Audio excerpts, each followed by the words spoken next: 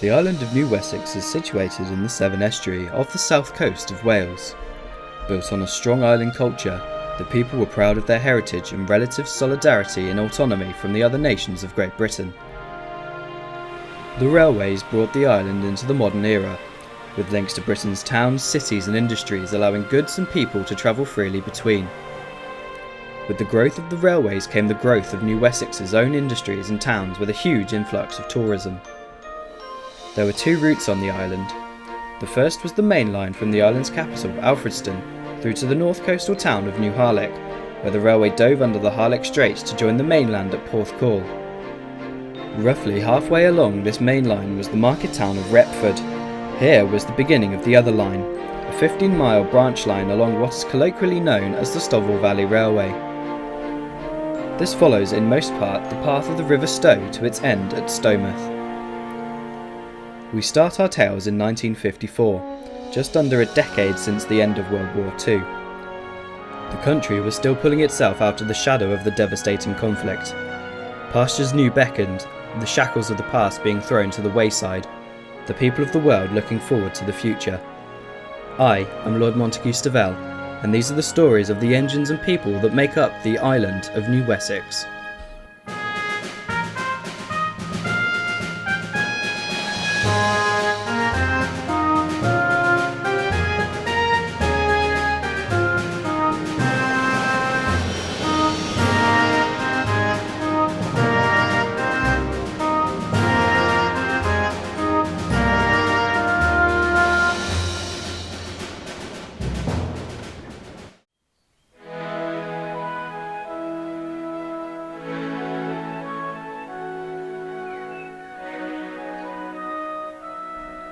So lads, do you reckon Lord Stovall is going to mention this audit again today? Well, let's see, sure, he's mentioned it every briefing for the last 3 weeks. I'm not sure he's going to stop now. I mean, he could give it a rest, it's tomorrow. I'm sure we aren't going to forget that fact. All we need to do is get on with our jobs as normal, and we'll have no problems. Don't you believe it? My Rod, you're quaint. Well, if you're anything to go by, then we'll have a right proper job getting through it, won't we? That's just rude. I mean, if you got your shunting done on time, I might be able to get my freight trains to the junction to make the connection. Oh, if we're driving at you again then, Rook, my coaches need to be in the platform. What's this, Destroy Rook Day? I mean, it might not be us that destroy you if I'm late again at the junction. You know how Hercules likes to be. Not just Hercules. If Lord Stovall has a bad audit, we might get some random mainlander as our controller, and I'm sure we wouldn't want that.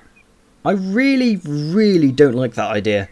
I don't want no mainlander coming over here and taking his job. Who's taking my job? Oh, no one, sir. Well, we hope not anyway. Oh, this wouldn't have anything to do with the audit tomorrow, would it? Well, we'd be lying if we weren't worried about it. You have been sending us on edge about it for the past few weeks, sir. Oh, I have? That was rather foolish of me. It was. Of course it wasn't, you half-wits. This is an audit, not some charity fundraiser. You have to be clean, presentable, accountable, and most importantly, on time. I'm always on time. I'll believe that when I see it. Anyway, I'm down here to tell you that the SS Kent has taken the coal order and dropped off some supplies for transfer to Retford docks. The train is waiting, sure. It needs to leave before Rod's first passenger train to ensure the timetable allows Bride's Express down the branch later. The empty coal wagons need to be at the Severn Tunnel Junction by midday, so they have to be on the mid-morning goods off the island. As for you two, continue with your duties as normal, please. Yes, sir. I left the sheds having made my morning announcements at both ends of the branch. I'd already seen my engines at the junction, Ben, Oliver and Bride. By now, Ben and Oliver were simmering in the platforms waiting to depart. Ben had his auto coaches ready to run to Alfredston, and Oliver was preparing to head for the coast, working the opposite timetable to Rod. You know, Ben, I'm still pretty jealous that you get to stretch your wheels along the main line every day. You know it's only for a stock positioning move. Yeah, of course I do. You could always volunteer for the mail train from time to time. I'm sure Bride would enjoy a night off once in a while. Are you kidding? I spend most of the day toddling up and down this branch. Sleep is precious. Well, quit complaining, I'm out of here. Remember, Ben, be clean, presentable, accountable, and don't say it, on time. Oh, I cannot wait for this audit to be over. That goes for all of us, mate, no doubt. The pannier departed, making his way along the mainline section to Alfredston. Part of his daily diagram was the shuttle train between Alfredston, Stowborough, and Stowmouth. He provided a vital link between the extremities of the branch and the capital of the island.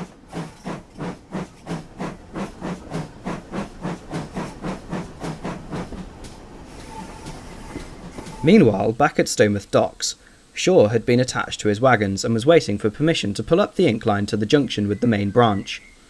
He waited and waited, but the foreman still wouldn't allow him to leave. Ugh, if I'm any later, I'll get stuck behind Rod. Not long after, he heard the unmistakable whistle of Rook, and sure enough, backing down the incline towards him, came the grubby pannier.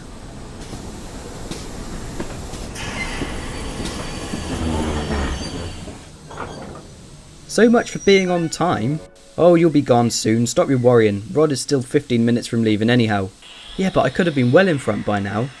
Anyway, what are you here for? You're supposed to be at the shed on standby for Bride's Express. Last minute change of schedule to this train. Wyvern Industries want the materials to their factory this morning, so it needs to go to Stovall as soon as possible. I'm to leave not long after Rod has gone.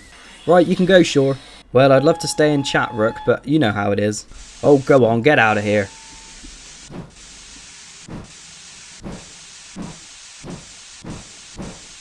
Shaw blasted his way out of the harbour and onto the branch. The early morning mist hung in the air as he followed the route of the Stow River with his heavy load, the scenery and railway undulating as he went.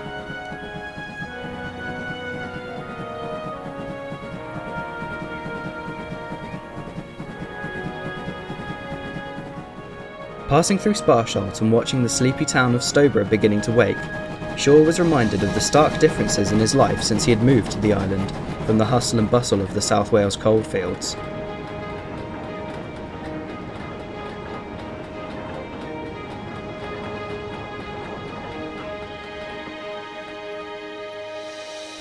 He was looped to the bottom of the incline to Castle Stovall, and whilst he waited for the down train to pass, he listened to the dawn chorus filling the air. Soon, Oliver came into sight with a friendly greeting and disappeared just as quickly. Without further interruption, Shaw departed for the junction. He left the wagons in the siding and headed to the sheds to top up on water.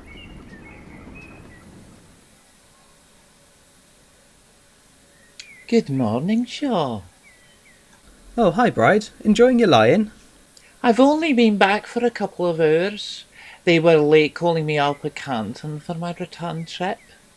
And yet you still come back here to sleep. Why not just use Alfredston's shed? You'd have had more rest. You know I like my peace and quiet. That place is the complete opposite. I mean, you may like it being from that kind of background, but I've lived in relative rurality for all my life. Of course the thrill of the city is all well and good, but only in small doses. You know, I was just thinking about this very subject today on my run up the line. Oh, really? Missing the hustle and bustle of the coalfield? I'm really not, actually. I was thinking about how lucky I am to have escaped the hustle of life up there. We're all extremely lucky to be working here on the island. It's peaceful, but not boring. I remember when you first arrived here to join us. Can't have been more than 2 months after the end of the war. I don't think I've ever seen a more tired engine. Well, we literally powered the war machine. Coal and steel from South Wales was needed everywhere. I mean, I brought stuff through here to the harbour at Stomouth many times during the war. I'm glad you found peace here. There's a sense of longevity and safety here that I haven't felt anywhere else. Lord Stovall really knows how to run this place, even after having the railway change ownership from under his feet twice. He's made this place his own, he really has. It never stopped being his, not really. Ah, well, maybe not Alfredston. So, what are you guys doing for the audit? I won't be here. I checked my allocations for the week and they want me to cover an old oak job. I'm staying over tonight and returning in the evening after the audit is done. You'll probably have Morgan doing my job tomorrow. It's not like he does anything else useful. I heard that. I'm going to be continuing as normal because the audit doesn't actually apply to me. Yeah, well, you and Francesco can go and be Midland buddies somewhere else. Alright, temper. Well, you'd be feeling on edge if your shedmaster kept ramming this audit in your smoke box for 3 weeks. I can't imagine what it's like having it from Lord Stovall, though. You do not want to know. We just want the entire affair done with. You have it easy on that branch. And you have it easy here. I don't owe Stovall anything. You know we'd all just get moved on to another shed if they closed the railways. Who said anything about closed railways? Oh, don't get him started, Stan. He's a conspiracy theorist. He seems to think that BR are conspiring to begin mass closures of railways. Oh, don't listen to him. BR wouldn't. Why would they close lines that make them profit? Your services might make them money, but branch lines will be gone. Ben, you better watch your back because they're coming. Didn't realise this was Halloween. I'm sure that would be a great story to start telling the young BR standards, but we weren't built yesterday, you know, pilot. You know as well as I do what a state the railways were left in after the great skirmish of the last decade. Yeah, why do you think we were nationalised? I don't trust the government, they're up to something. Government's attempt to cut costs, it's not hard to see. Look mate, back up north where I take my expresses and such, they rely on the railways. I can't see them pulling the rail services. Steel is quite the valuable commodity. I'm washing my buffers of this nonsense. I'll see you lot in a couple of days. Don't do anything stupid and get us through this audit, will you? I'm not promising anything. Can you promise to bring my coaches to the platform on time? Sods off, get your own coaches. You're all so angry. Fine, I'll go get my own coaches. I'm a strong independent engineer, don't need no station pilot. But you'll block my path out. Schedule says I'm next. Oh fine, off you go.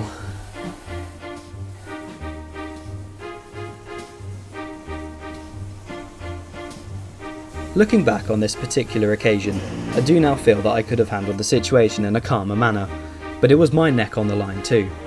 The stress of running a railway on behalf of a nationalised company that took over from the company that revoked my own autonomy of the railway I'd loved and built from the ground up with my father and grandfather. I was not in the mood to lose control of the island's network, nor was I prepared to see it close down completely.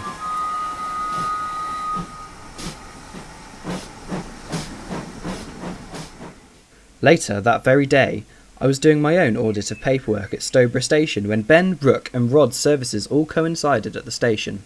I overheard their conversation. Afternoon Ben, Rod, what's the gossip then?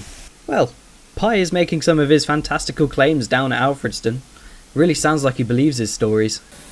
Wouldn't take much notice of him. We all know his stories are fed to him by someone at Swansea Shed. They're all a bunch of big-headed idiots, probably trying to make him explode with worry.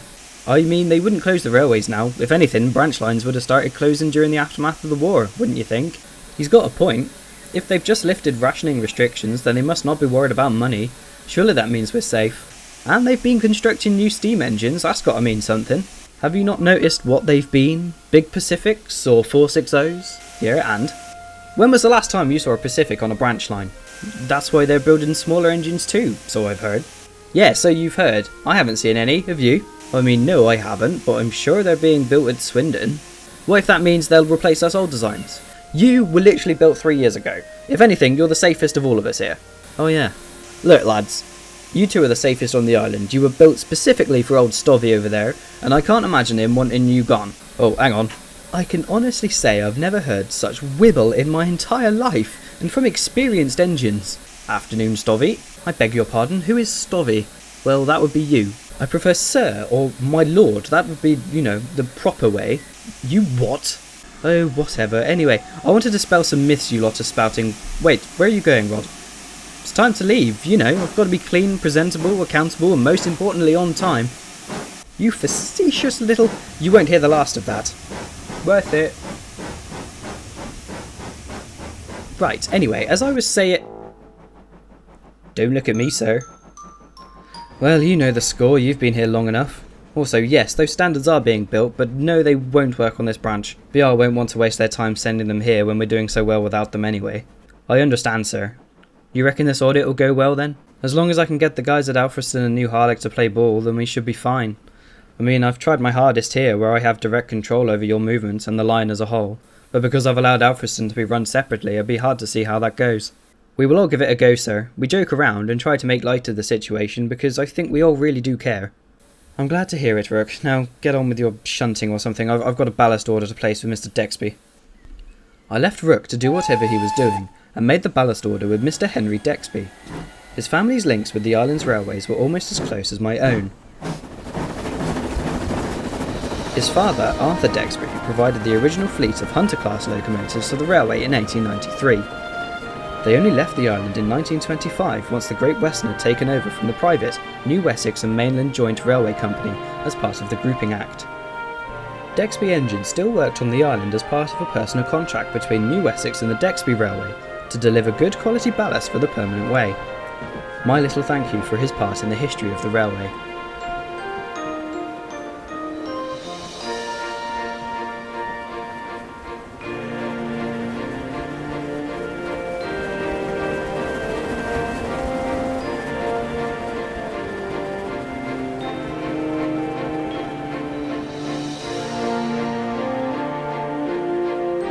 I'm happy to say that the rest of the day went by without further problems, and Bride's Express wasn't hampered by BR at Cardiff.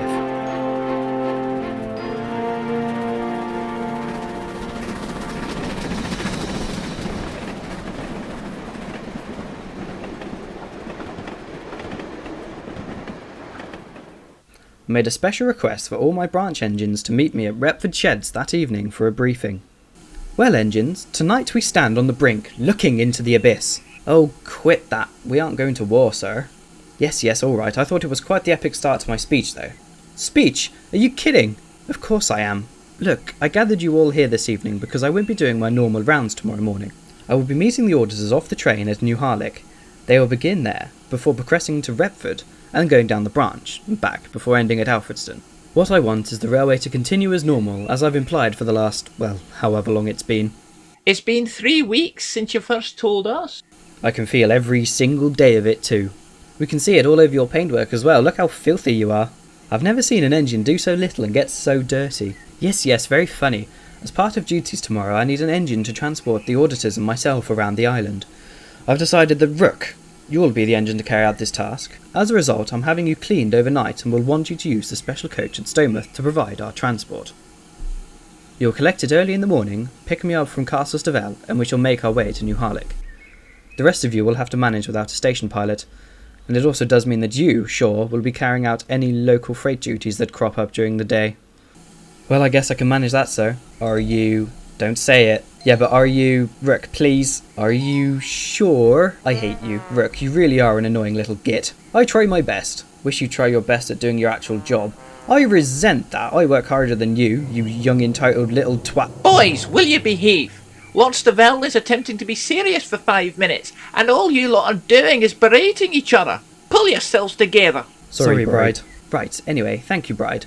I just wanted to finish off, if I can get a word in, and if you guys would stop attempting to murder each other, by saying good luck, and thank you in anticipation of an easy day tomorrow. Off you go. The engines dispersed, Rod, Rook and Shaw running in convoy back to Stomouth, Oliver, Ben and Bride hunkering down for the night. I headed to Castle Stovall for a restless night of sleep.